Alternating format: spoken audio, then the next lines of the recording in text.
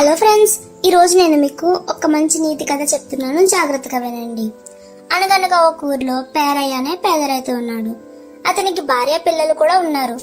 అతను ఒక బాతు పిల్లని తెచ్చి పెంచాడు. ఆ బాతు పిల్ల పెరిగి పెద్దదైంది. ఒక రోజు అది ఒక బంగారు గుడ్డును పెట్టింది. పేరయ్య దంపతుల ఆనందానికి అంతు లేదు. అలా ఆ బాతు రోజుకొక బంగారు గుడ్డు చొప్పున ప్రతిరోజు క్రమం తప్పకుండా పెడుతూ ఉంది.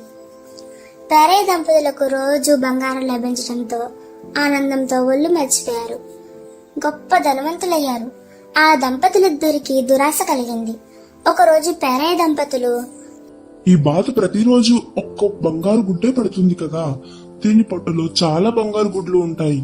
ప్రతిరోజు ఒక్కొక్క బంగారు గుడ్డు కోసం వేచి చూడడం కంటే ఆ బాతును కోసి దాని పొట్టలోని గుడ్లన్నీ ఒకేసారి తీసుకుంటే మంచిది అని భార్యాభర్తలిద్దరూ నిర్ణయించుకున్నారు.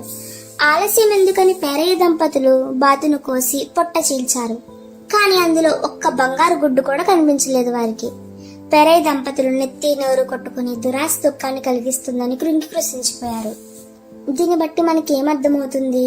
దురాశ దుఃఖానికి చేటు. మనం ఏదైనా పని చేసేటప్పుడు అది మంచిదా కాదా అని ఆలోచించి నిర్ణయం తీసుకోవాలి. అలా ఆలోచించుకున్న నిర్ణయం తీసుకుని తర్వాత బాధపడినా ఏం ప్రయోజనం ఉండదు కదా. అర్థమైందా ఫ్రెండ్స్? Thank you friends. ఇలాంటి మరిన్ని వీడియోలు కావాలనుకుంటే ఇప్పుడే నా ఛానల్ను సబ్స్క్రైబ్ చేయండి.